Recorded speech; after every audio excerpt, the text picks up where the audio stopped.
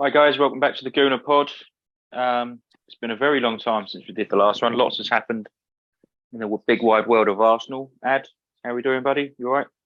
Yeah, all good. And you? Very good, mate. Very good. Very, very, very excited for the season to start tomorrow. I know you're going. You must be buzzing to get back there as well for a league game.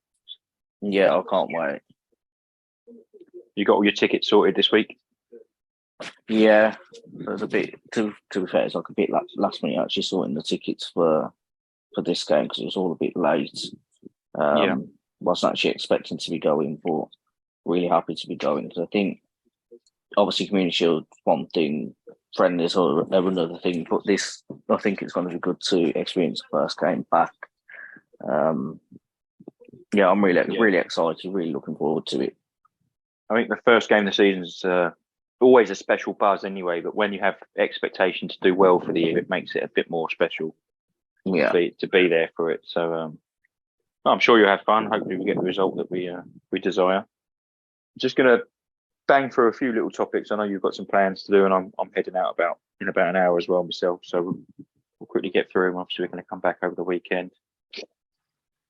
Transfer window. What have you made of it? I think it's been good. I mean, I'd give it an 8 out of 10, and the only reason I wouldn't rate it any higher is that we've still got a lot of fringe players. Obviously, the windows are for a little bit longer, but in terms of what we brought in, we bring in Raya as well. I think it's been a really good window. We've managed to get our top target, which was Rice, and actually, I think that stemmed from January. It wasn't just the summer; it was like January leaving Caicedo and leaving him behind, and at that point decided to talk to Rice, kind of, you know, Edu and Arteta working to convince him to come in the summer, and they could then afford to leave that transfer in January, knowing that they had, a plan B, let's say, for the summer, and they went quite aggressive when they needed to. Obviously, City come knocking, and the player had already made up his mind. I think it's got a lot to do with the fact that Edu and Arteta had done all the legwork, let's say, before we actually come down to the business between the clubs. But I think it's been a good a good window. I'm really impressed with Timber. He's showing consistency, uh, versatility. He's obviously a young guy showing a lot of confidence. I was really impressed with him in the Community Shield. So I'm looking forward to see how he does in the league and where he's going to play, and who he's going to knock out of the starting 11, because I think he's got potential to be a regular in whichever position he's going to end up in, I guess. What do you make of it all? I agree with everything you just said. I'm very relaxed about the fringe players because I think they've been made it very clear to them that they're not required at the club. So they'll actively ramp up their efforts to leave over the next few weeks. It's always harder when you take the first team the other side of the world for their camp and you leave them at home. There's not much going on in terms of pushing transfers out. So, yeah, I expect one by one they'll leave. There'll probably be a couple that hang around and they'll maybe be paid off or might just be loaned out for the remainder of their contract or whatever. But I expect us to trim down the fat of the squad, and depending on how much money we get through the door, I wouldn't be surprised to see another forward of some description come in.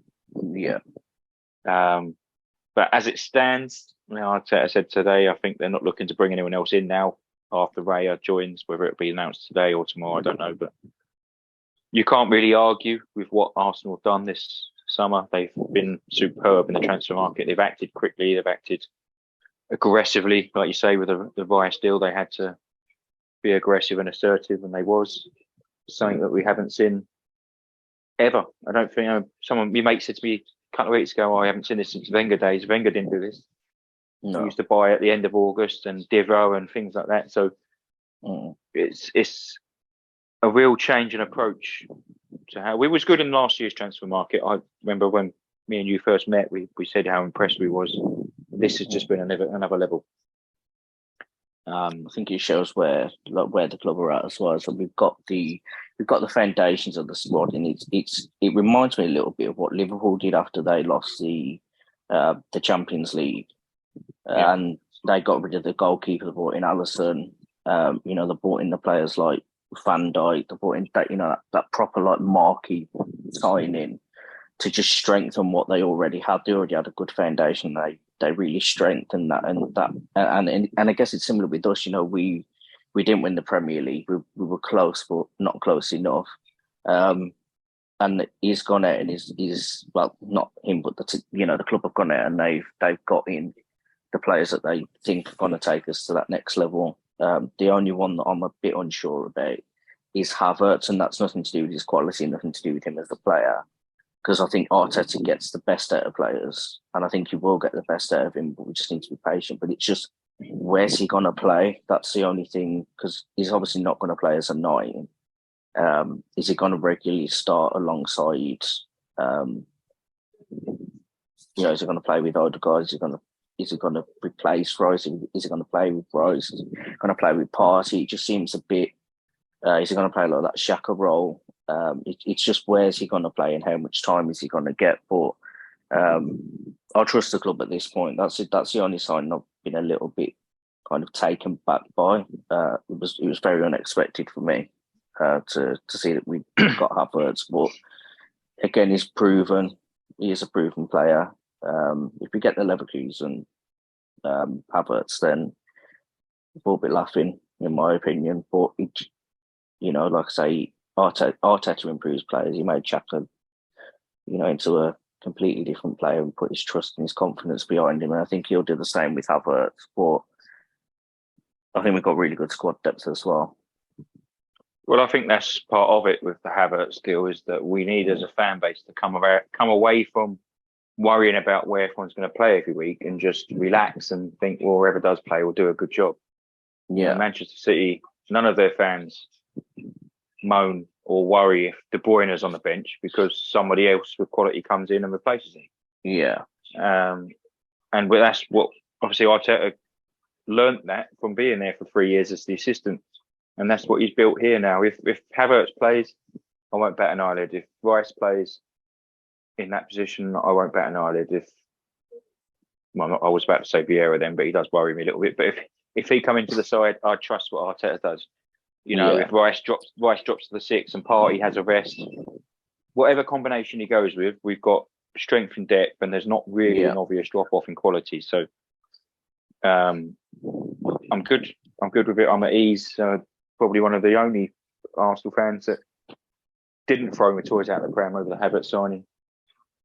If Arteta and Edu wanted him, then they've earned my trust over the last 2 years. So I back it. We've had a phenomenal calendar year in terms of transfers, not just the summer transfer window. You go back to the business we did in January as well, which obviously they're bedded in, ready for this season. Trossard will be a phenomenal signing. He's another one that can cover 3 or 4. Jorginho as well. Jorginho comes in. Yeah. Experience, quality as well. He's always played well for us when he's played. Not put a foot wrong, really. And Kivior is actually proven himself to be a competent player as well, and also versatile. I didn't see him play in the inverted fullback role, and then when he was chucked into pre-season, I thought actually he's not too bad at it. So we're good to go. I think this transfer window is the last that we'll see of this kind for Arsenal, where they're chucking in 4 and 5 signings at a time and spending 250, 300 million or whatever it might end up being. I think now the squad's there, the quality in numbers is there.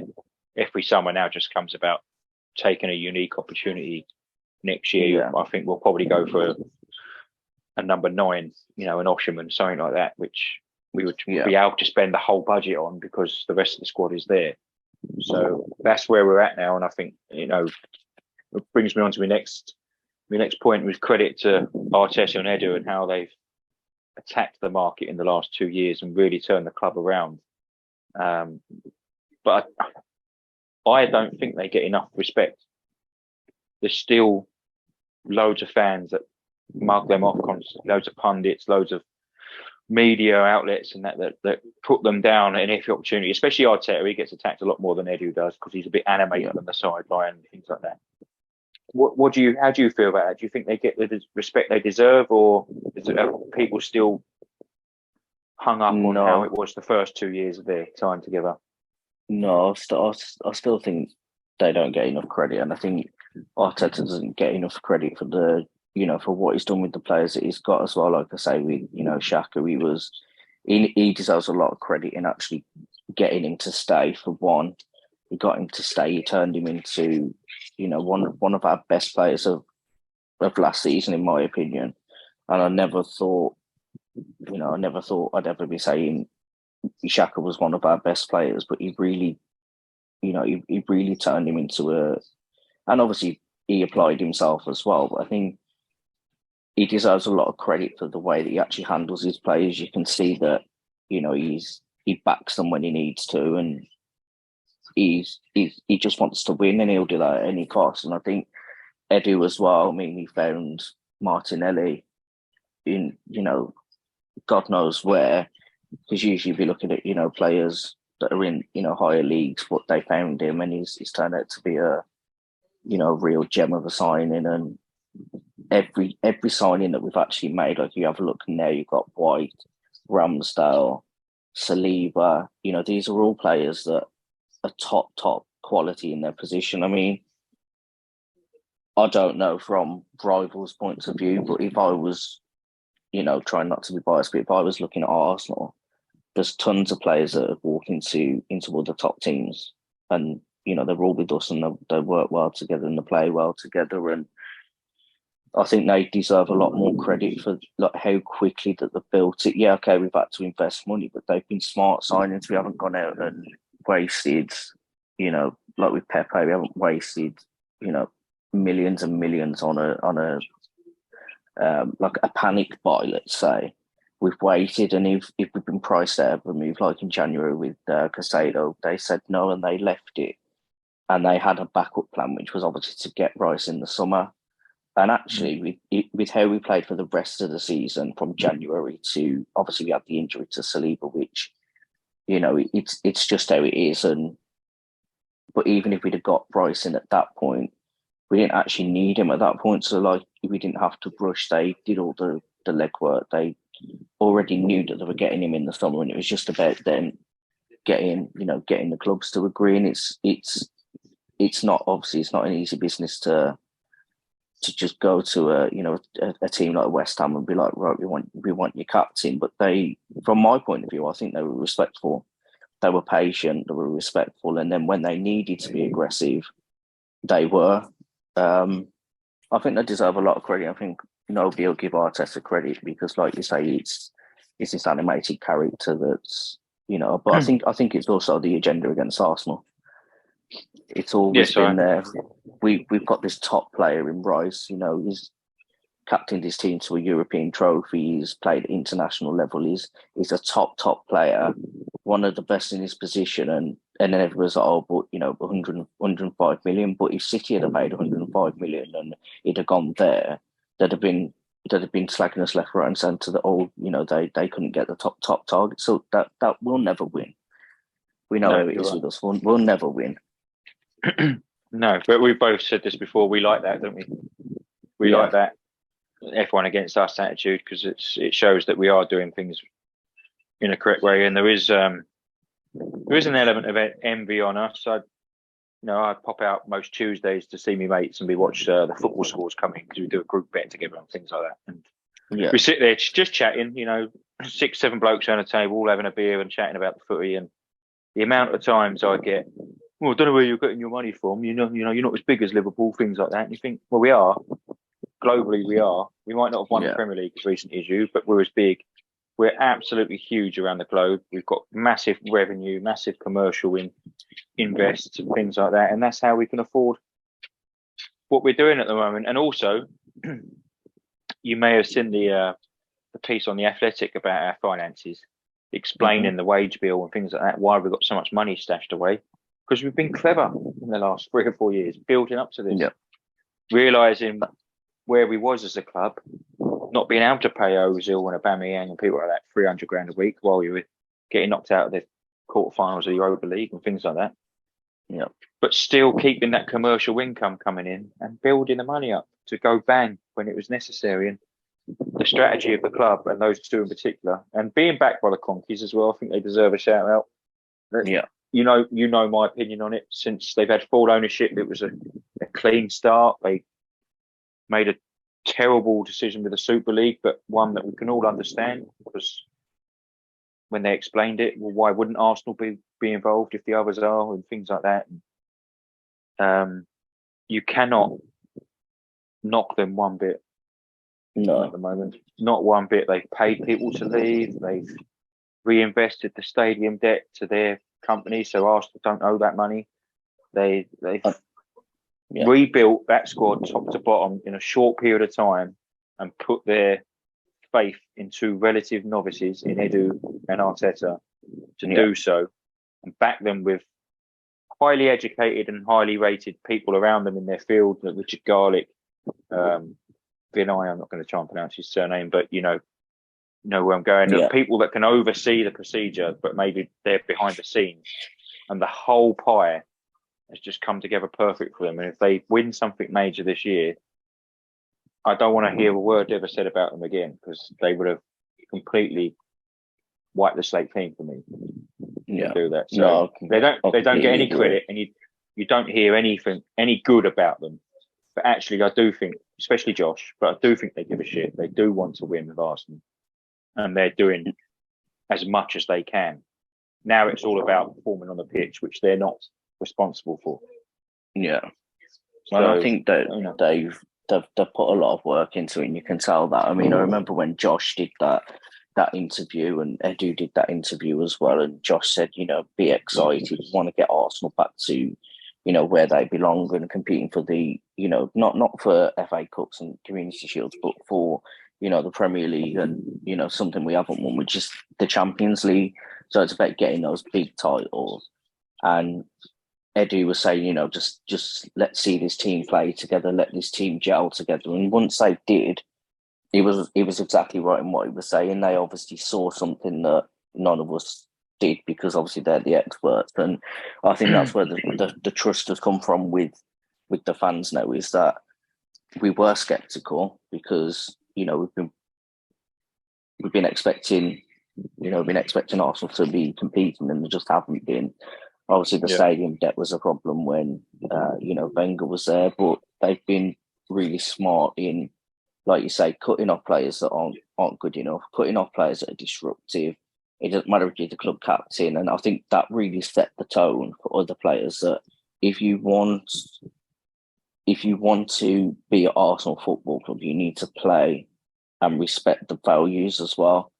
You've got to have the values of the club, and you've got to perform. And if you're not performing, then somebody else will be ready to come and take your place. And I think that's the message that Arteta's giving by bringing in Raya. Obviously, we're replacing Turner, but that's massive. I think that's massive competition for Ramsdale. But I think Arteta knows what he's doing. Edu knows what he's doing. And I think they do deserve a lot more credit, because they've completely turned it around. In my opinion, they've completely turned it around, and actions speak louder than words. And what I'm seeing, I'm enjoying. I'm enjoying seeing us competing, as a team, rather than just relying on one player that then, moves off to another team. We've seen that happen so many times, but we've now actually got a team. And what stands out for me is players want to join us. Players want to actually come to us. They're actively choosing us. And it's nothing to do with money. It's nothing to do with wages. Their incentive is the project. It's the process of getting Arsenal back to where they're meant to be. And I think Bryce actually said it, didn't he, in his interview, that, they could see a real difference in Arsenal last season, and even to play against them was difficult. And they want, like, he wanted to be part of it. He wants to win things with us. And I think that says it all, doesn't it, really?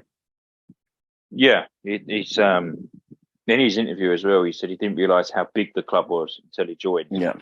Or when his joining was pending. and he was out in his camp in Portugal on a holiday and things like that, and people were coming up to him in the street, and he said it was like relentless. And that's when he realised how big the club is. And I think because we've been dormant for so many years, that is forgotten amongst younger people. How and he is still young. Well, compared to me, not to you, but he is still young. People like Rice and that, but even with him, and you hear Timber. I think Timber's 22, 23 himself. Yeah, and he's grow up being an Arsenal fan. His brothers were Arsenal fans, and he's Dutch. And people like that still supporting the club, wanting to play for us, being a guest of honour for Man United at the cup final, and then he joins Arsenal the day after. You couldn't make it up. You couldn't ask for a better situation. And I quite enjoyed that, actually. Yeah, absolutely. And you've already said that's an indictment of where we are now and how far we've come in a short space of time. And our project timeline is very similar to Liverpool's. I know you've already said that. I remember saying it years ago. That's the model you need to follow. Just if you can follow their model, and they got to the top very quickly, but learn from their mistakes well, because they fell off horrifically last year because they just let the team go stale. You still need to tweak it every year, 1 or 2 players in and out. Keep everyone on their toes, like the David Raya signing. That is a stark warning to Ramsdale. You know, Aaron, you wasn't good enough last 10 games of last season, amongst others. But people like Holden, that never be seen again. No.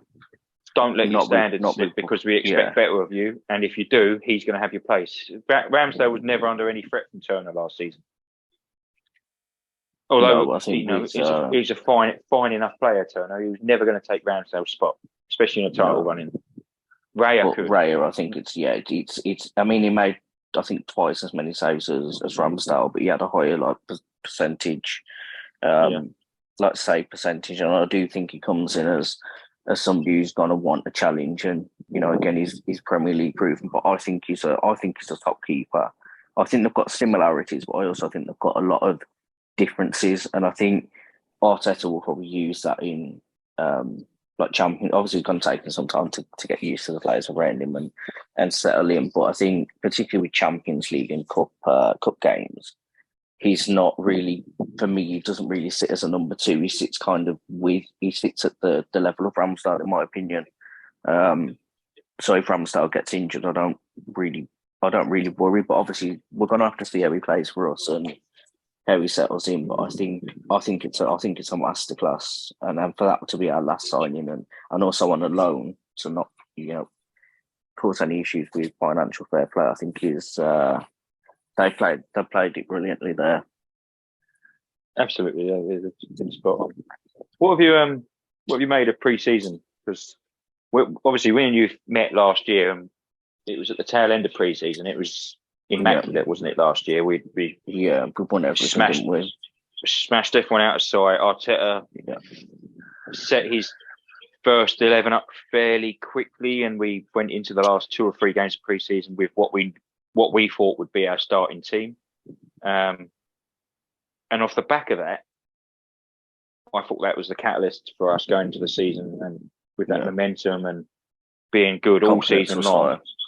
But I just wonder, this year, I wonder sometimes if I'm guilty of overthinking pre-season because I expect us to win our games, or should I relax because it doesn't matter? Like we were terrible against Man United, for example, and I was really pissed off with that. And I had to tell myself, I don't mean fuck all. And he was experimenting, and the teams are just finding fitness, and it doesn't matter that we lost. And it was 2 mistakes as well. It wasn't like they outplayed us or anything like that. No. But I found us no clean sheet, apart from the MLS game, which doesn't count really. Open, very open. And I have to be honest, when I walked into Wembley on Sunday, I feared that we'd concede 2 or 3 because of how pre-season went. And I know we conceded, and it was a good goal, but again, a bit of fortune for City with the way that the deflections fell. Yeah. But we looked a completely different side to what I'd seen against Monaco, again, because I thought we were shit against Monaco.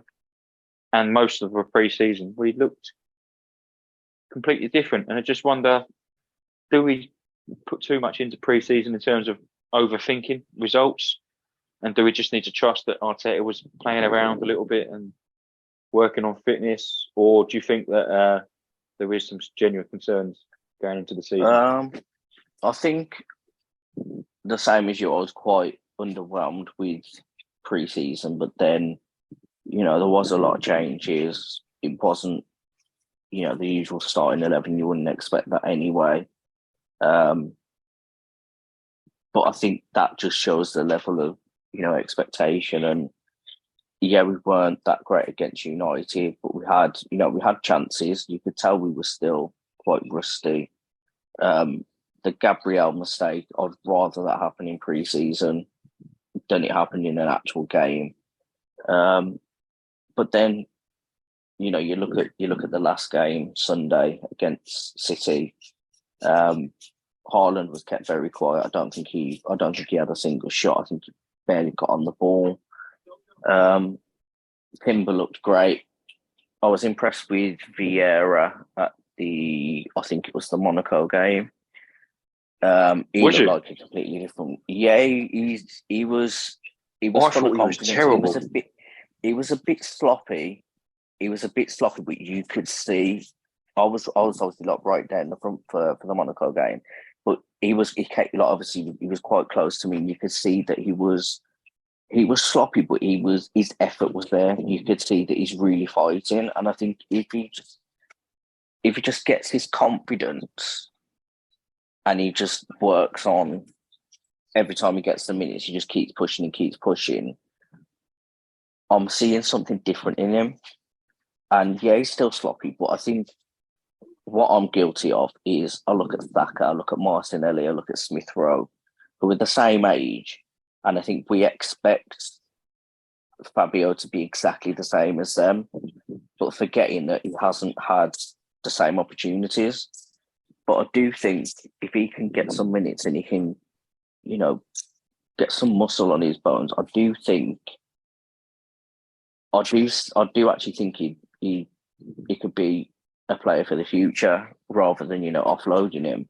But in previous games, I haven't been impressed. But I was actually impressed. Not the fact that he was sloppy, but you could see like the effort was there. He was really, was fighting for everything that come his way. He wasn't always, making the most of it. But you could see that he was really giving it his all. But it wasn't a great game, to be honest. So you take what you can out of it. But I thought we played well on Sunday. I think Ramsdale's obviously made two penalty saves, and I was saying to Lauren literally as it got to penalties, I was like, Ramsdale can't save penalties, and I said the same against Monaco, and obviously he did. So obviously seeing an improvement there as well. But I think overall, if you look at what Arteta did in the last 10, I think it was like 10, 15 minutes, is he took defenders off and he brought attackers on, which showed the intent that he wanted to get something out of that game, and the gamble paid off. But I think we do. It is just pre-season, and obviously when we go and play them in the league, it's going to be different. But I think you've still got to take into account it's Man City, and they won the treble for a reason. It's still Pep's team, but I don't want to read too much into pre-season. I want to see how we play tomorrow. I want to see how we do when we go away. I want to see what team is actually going to play with. And I think the first 5-6 games will kind of set the tone of how we're going to play, and if we're going to reach that standard that we're expecting. But I don't think you can read too much into pre-season. I think it was all about fitness. Yeah, we lost to United. We never want to lose to United, but it didn't mean anything. There was no points as long as when we play them in September, and obviously we're at home as well. As long as we get that done, we won't even think about anything happening pre-season. It's all about the league now. We're picking up where we left off, essentially. So I agree. And 3 points. Yeah. 3 points. 3 points tomorrow means you don't talk about pre-season again for the rest of the season. So if we lose tomorrow or don't win, and God forbid we don't, Yeah. I think then No, I think, people start to question the preparation.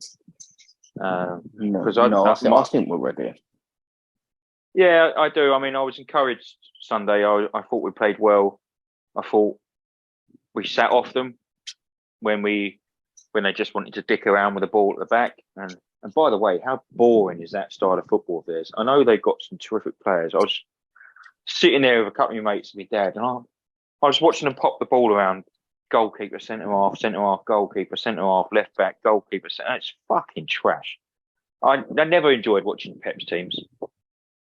When they turn it on up front, they've got some devastating players and they produce magic moments, but it is an half dull. Boring as fuck. But anyway, enough about them. I thought when they tried to pop the ball into midfield, we pressed quickly when it was clear instruction. Let them dick around at the back. 64% possession they had, but 60% of that would have been between their goalkeeper and centre halves. Yeah.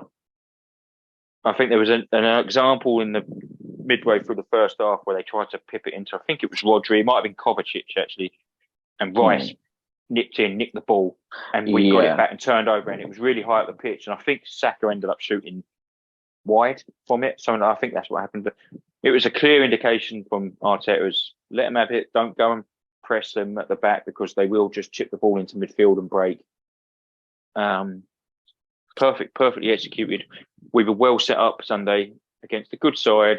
People have made excuses for City, or they played one less friendly, or De Bruyne ain't fit, all that bollocks. But very two evenly matched teams that are ready to go toe to toe for the title. And there's a clear, for me at the moment, Arsenal have improved and upped their levels and squad depth over the summer, and City are weaker. So the gap is smaller. They've lost some big players. They have, and I expect them to buy one or two before the end of the market. I know they're after Paqueta. I don't really think that improves their 11, but it improves the squad, replaces Gundogan's hole.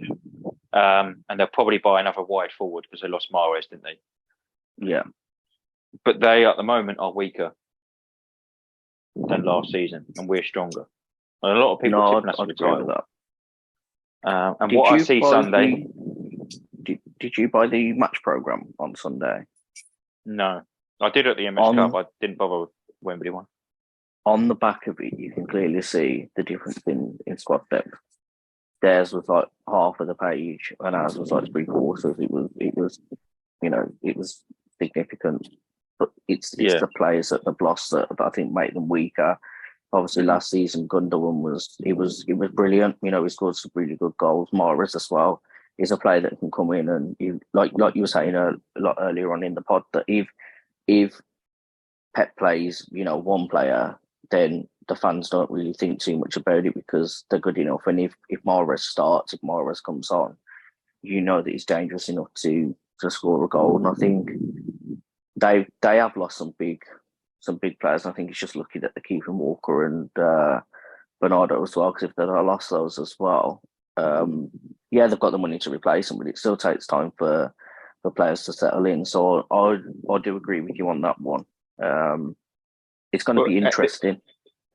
Now, at this point in the market, whoever they bring in isn't a priority signing or a first choice signing for them anyway. Yeah. And replacing Gundogan, who, in my opinion, has won them the title the last 2 seasons with his goals and performances in the team. When he comes into the team after Christmas, he takes them to another level. They go on about De Bruyne, but the key man was him last year. Yeah, no, he really turned up when he needed to. Yeah, and Mahrez was this. He got their second highest assists and third highest goal scorer or something like that last year. So that's a big hole to fill as well. And Cole Palmer looks a good kid. He's a decent player. Scored a good goal against us. Lovely goal, actually. To be fair to the boy, he had a great tournament with the under-21s. That's a big step up for him to come into the squad and contribute to a treble-winning side. Apart from the fact he's linked with West Ham anyway at the moment, it's part of the deal for Paqueta. But I just think I don't know, man. I fancy us to do it this year, and that brings me on to a question for us both to fill in predictions. So top 6 in order, please. Because I'm making a note of this, and we'll see how we get on at the end of the season. So, if I'm being biased, obviously I'm going to say Arsenal are going to win the league. But I actually think, I don't think, I think I said this on the pod last year when we won the first. I don't think we'll win the league this year. I think we'll win it next year. I still think we need some time. And obviously we've got, Champions League, and it's all about getting the right squad and everything there. So I actually don't think we'll win the league. I think we'll finish second again. But I do think it's going to be really close between the top six. Are you going with City then? No, I'm actually not. I was talking to my friend about this the other day. I actually think Chelsea are the team to watch.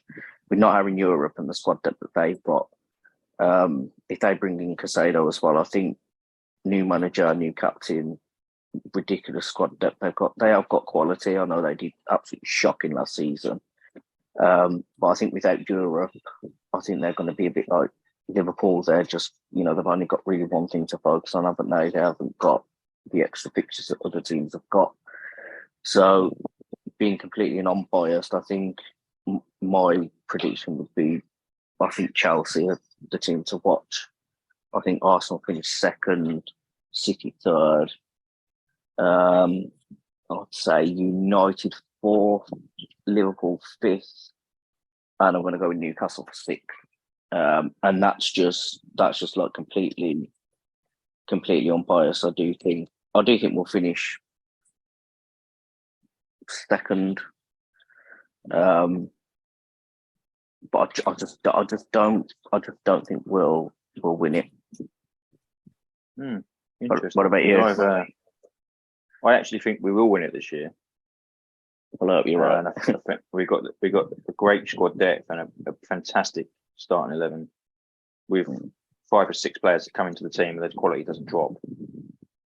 And I think we'll win it by a point over City. I think United will be third, and they to be fair, impressed me with their pre-season. Yeah. Liverpool would have put in 4th, but I think they would have challenged if they'd signed Casado today. Our friendly neighbours Tottenham in 5th. I think they'll be much better and they'll spend the K money well. And Postecoglou is a good manager that will get them playing attacking football, which suits their players. They brought in Maddison, which will get them 10 goals and 10 assists at least. I don't like him, but Richarlison will score goals for them if he plays every week. Yeah. And I think they'll bring in another forward. Solomon's a good signing out wide. They brought in a couple of centre backs, a left back, a new goalkeeper. They just look refreshed, and I think they'll be much better. And they've got no Europe either. Yeah. I think people are forgetting. And I'm going with Newcastle in 6th as well. I actually think Chelsea are going to finish 8th. I don't see any improvement in their team. Yeah, they haven't done anything. All I see them do is spend 16 million on a kid from Brazil that no one's heard of. I know they might get Casado through the door, but they've let a lot of players go, and Fofana's out for 8 to 9 months, I believe. Yeah. And Cuckoo's out for 4 to 5 months. We won't see him until the new year, and he's supposed to be their big goal scorer. Sterling's career's finished. Jackson, no one knows anything about up front to get them goals. They've sold Mount. They've sold Kovacic. They've sold Koulibaly. They've got rid of Mendy. So they've got Kepa in goal, which is suspect. Yeah. James can't stay fit. They've let Aspilicueta go. Thiago Silva's drawing his pension. I don't see where the hype is for Chelsea. I get it. People expect Chelsea to come back, and they've got no Europe, but they've got no squad depth, and the team ain't good enough. Yeah. No, I just got this feeling. I just got this feeling that they're, people are looking at where they finished last season, and I guess it's like, with us when, we finished where we finished, and we've had this like resurgence. But I think I just don't want to get my hopes up with us again, because obviously, I think when a lot of the fans were like, we're going to do it, I was still quite sceptical, and then I think as the season, was coming to a close, I was starting to think, what, we actually have got a chance, and it all hinged on, the game that we went to, didn't it, the City game at home, and if we'd have won that or took a point from that, we were talking about that before the game actually, before we actually went to the game, and then First half was good, and I just still think, obviously, with our first season back in the big time with the Champions League, and we've still just got these players to, get in the positions. So I still think it will be next year. But I think if we did actually win it this year, it'd be perfect, wouldn't it? Could be 20 years, is it? Yeah, it's the Right? anniversary this 20 years since the Invincibles. And obviously we've got that etching in the home shirt as well. They've obviously, put that in for this season's shirt, and I think it'd be, it'd be perfect if we could do it. And I do hope we do. But I think just thinking outside the box, I just have this feeling about, Chelsea. But then when you say like the players that they've got out, it makes me doubt it a little bit. So we'll see. But I think Villa are another team to watch. Villa are really going to be a team to watch, and they could easily finish in the top six. I think it's going to be too difficult to call, and I think whoever wins it is going to win it by a point or goal difference or 2 points. It's not going to be a lot at all. It's going to be like one hell of a season this season, which it's what you want to see, isn't it? You don't want to see somebody winning it in March. I said to my mates on Tuesday, I'm going to put my neck out on the line here and say, with 8 games to go, the top 6 will still all be able to win the league. Yeah, mathematically, which it'd be something, wouldn't it? It really would be something. Yeah. Normally, there's a clear 2 or 3 by then, isn't there? But I think it will be tight. I think F1's improved, except for City, but they were probably that much in front. They still had that buffer anyway. Yeah, it'd be interesting. I think it'd be a really good season this year. And what do you think for the game tonight? Are you watching it or? Yeah, I'm going around. I'm going around with my friends to watch it. But yeah, I think it'll be a good game. I mean, it'd be nice if there was a little bit of an upset, and it started off in true Premier League fashion, and things don't go how you expect them to. But no, I'm just glad the season's back. I just can't wait to go tomorrow to obviously do the pod regularly, to just talk about football non-stop, and I can't wait. Yeah, really, I'm looking forward to getting stuck into it as well. Yeah, really looking forward to it, and tomorrow can't come quick enough. I'm so glad it's come back round now. I know it doesn't seem that long ago, really, does it, since we last played? But like competitively, I mean, but it still drags on pre-season, doesn't it? That you're playing pretty friendlies every other day and things like that. It's not the same as a competitive buzz, is it? No. Yeah, proper looking forward to it. Should we finish it there, mate? I know you need to get off, so yep. Should we end it there?